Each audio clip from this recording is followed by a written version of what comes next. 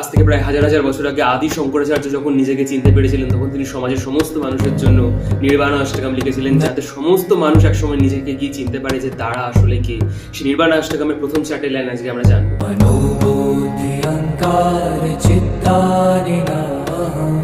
আমি মন, বুদ্ধি, অহংকার অথবা ইন্দ্রিয় কোনোটাই না।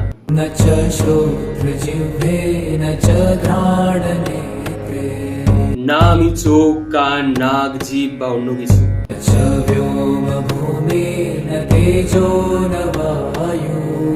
না আমি পৃথিবী, জল, অগ্নি, বায়ু অথবা আকাশ।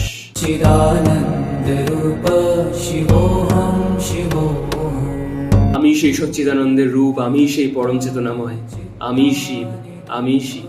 এই কথাটা অহংকার থেকে নয়, এসেছে আত্মজ্ঞান থেকে। সেই স্তরে গিয়ে একজন মানুষ বুঝতে পারে যে যা কিছু সে বাইরে খুঁজছিল, সেই শিব তত্ত্ব তার মধ্যে রয়েছে।